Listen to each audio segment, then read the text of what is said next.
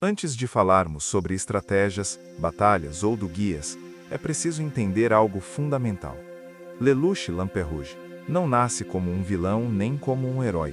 Ele nasce como uma ferida aberta. Sua história começa com a perda, com a humilhação e com a sensação de impotência diante de um sistema que normaliza a violência como forma de governo. A psicologia de Lelouch se constrói a partir de uma pergunta silenciosa, mas constante. Até onde alguém pode ir para mudar o mundo? Ao longo de Code Geass, Lelouch não luta apenas contra o Império de Britânia. Ele luta contra o caos interno gerado pela necessidade de controlar um mundo que, desde cedo, lhe mostrou que não pode ser justo. Este vídeo não é sobre o que Lelouch fez, mas sobre por que ele precisou fazer.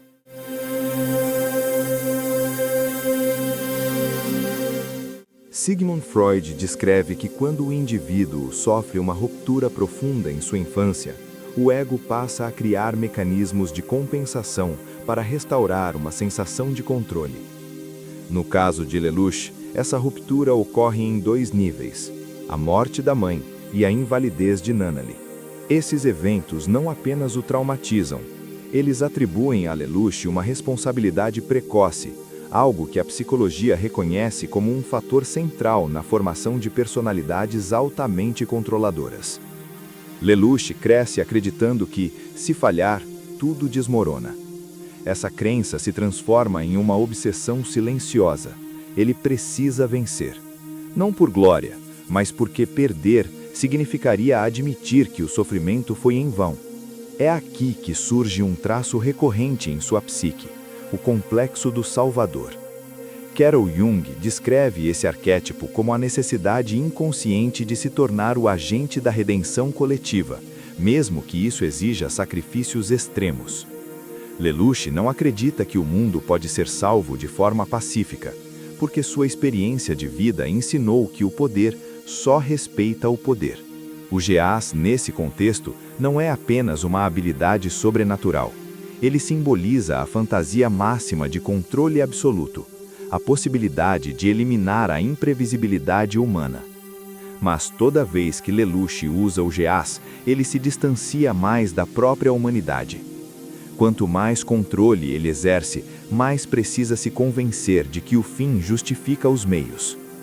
Do ponto de vista da psicologia moral, Lelouch opera em um nível que Lawrence Kohlberg chamaria de moral pós-convencional extrema. Ele não segue regras sociais, nem valores tradicionais. Cria seu próprio código ético, onde o sofrimento individual se torna aceitável se servir a um propósito maior. Mas esse tipo de moralidade tem um custo psicológico devastador: a culpa acumulada. Lelouch sabe exatamente o peso de cada vida perdida por suas decisões. Diferente de vilões clássicos, ele não é inconsciente de seus crimes, ele os contabiliza. Essa consciência gera um paradoxo interno. Quanto mais ele sofre, mais acredita que precisa continuar. Parar significaria admitir que tudo foi errado desde o início. A relação com Suzaku expõe esse conflito de forma brutal.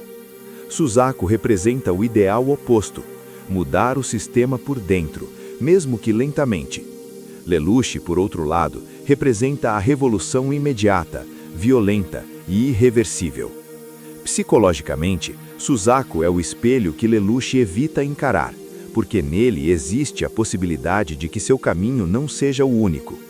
E ainda assim, Lelouch segue, não por arrogância, mas porque sua identidade já está completamente fundida ao papel de Zero.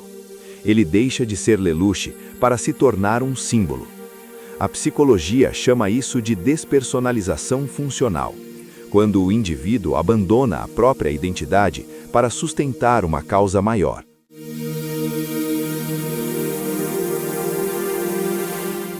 No desfecho de sua jornada, Lelouch toma uma decisão que redefine toda a sua psicologia.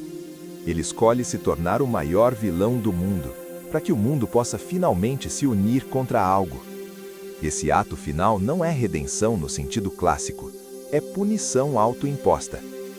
Filosoficamente, sua escolha ecoa o pensamento trágico de Nietzsche: onde o indivíduo assume o peso do caos e cria sentido através do sacrifício consciente.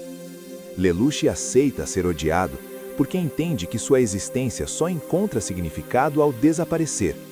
Ele não busca perdão, busca consequência. No fim, Lelouch Lamperouche não vence porque sobrevive. Ele vence porque compreende que algumas revoluções só se completam quando o próprio revolucionário desaparece.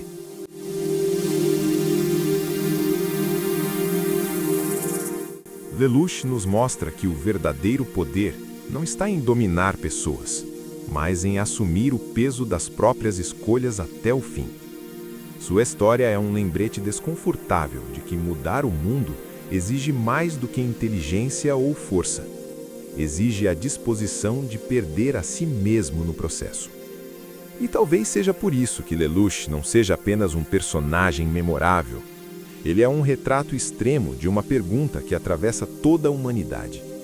Até onde você iria para criar um mundo melhor? E o que estaria disposto a perder para isso?